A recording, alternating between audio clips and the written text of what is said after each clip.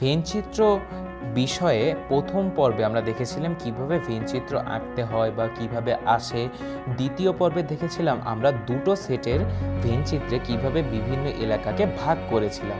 এখন এই 3 নম্বর পর্বে আমরা দেখব যে কিভাবে 3টি সেটের বিভিন্ন এলাকাকে ভেনচিত্রে প্রকাশ করা যায়।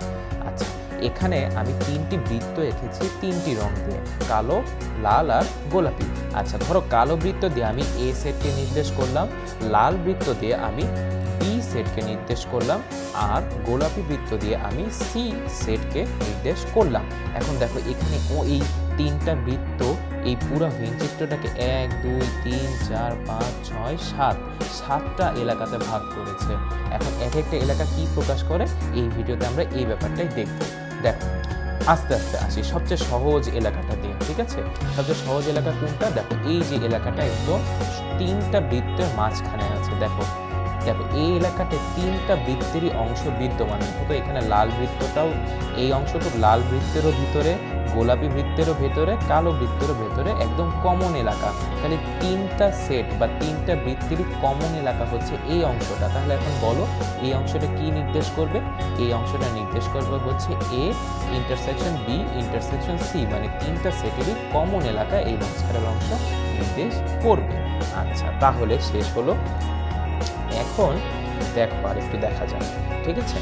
এখন আরেকটু দেখা যাক যে এই এলাকাটা কি নির্দেশ করে। দেখো এই এলাকার মধ্যে কে কে আছে। দেখো এই এলাকার মধ্যে শুধু এ আর বি এই দুটো বৃত্ত আজবারে ছেদ করে, সি বৃত্তের কোনো অংশ নাই।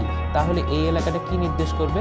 এই এলাকাটায় যে লাল ডট ডট দেওয়া এই যে এলাকাটা আমি এখন দিলাম, এই এলাকাটার মধ্যে কে কে আছে? এ আছে, বি আছে, কিন্তু সি নাই।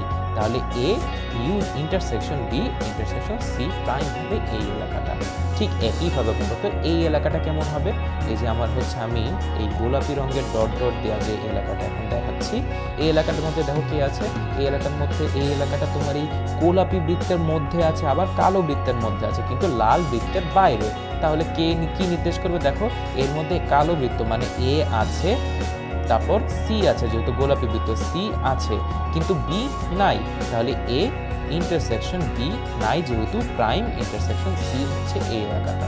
তাহলে ঝটপট চিন্তা করে বলে ফেলো তো, এই যে আমি সবুজ ডট ডট দিয়ে যে এলাকাটা নির্দেশ করছি এটা কি নির্দেশ করছে? দেখো তো এই এলাকাটা এই গোলাপি বৃত্তের ভিতরে আর লাল বৃত্তের ভিতরে, কিন্তু কালো বৃত্ত বাইরে এই এলাকাটা। তাহলে এটা কি নির্দেশ করবে? দেখো কালো বৃত্তর বাইরে মানে এখানে এ প্রাইম বা এ নাই এখানে, কিন্তু বি আছে এবং সিও আছে, তাই A prime intersection B intersection C হচ্ছে এই এলাকাটা। আচ্ছা, তারপর আসে এই যে এই 3টা এলাকা বাকি আছে। তো এই 3টা এলাকাতে দেখো তো কি কি দেখা যাচ্ছে। দেখো এই যে আমি এখন যে লাল কালি দিয়ে চিহ্নিত করলাম এই এলাকাটা, এই এলাকাটা হচ্ছে এর ভিতরে আছে, বি এর মধ্যেও নাই, সি এর ভিতরেও বাইরে, শুধু এ বৃত্তের ভিতরে। তাহলে এখানে আমি কি দিব এই এলাকাটার নাম? যে এখানে শুধু এ আছে, বি নাই এবং সিও নাই। তাহলে A intersection B prime intersection C prime. তাহলে ঝটপট চিন্তা করে বলে ফেলো তো এই এলাকাটার মধ্যে কে কে আছে। দেখো এই এলাকাটা শুধুমাত্র লাল বৃত্তের অন্তর্ভুক্ত, মানে শুধু বি আছে, কিন্তু এ বৃত্তেরও বাইরে, সি বৃত্তেরও বাইরে। তাই এখানে এও নাই, সিও নাই, কিন্তু বি আছে, তাই A prime intersection B intersection C prime হচ্ছে এই এলাকাটা। শেষ। এই এলাকাটা কত? একদম শেষের এলাকাটা কত হবে? তাহলে একটু চিন্তা করো, বলো। এটা হচ্ছে তোমার সি বৃত্তের ভিতরে, কিন্তু এ আর বি বৃত্তের একদম বাইরে আছে। তাহলে এখানে এ আর বি বৃত্তের যেহেতু বাইরে, তাই এও নাই বিও নাই, কিন্তু আছে কি? সি আছে, তাই A prime intersection B prime intersection C হবে তোমার এইটুকু এলাকা। তাহলে একটা ভেনচিত্রে সহজেই আমরা যদি একটা ভেনচিত্রের সাহায্যে 1 2টি বা 3টি সেট নির্দেশ করি, এই ভেনচিত্রগুলো যে বিভিন্ন এলাকায় ভাগ হয়, এই এলাকাগুলো কি কি নির্দেশ করে আমরা একটু জাস্ট সেটের বৃত্তর দিকে খেয়াল করলেই বুঝতে পারবো।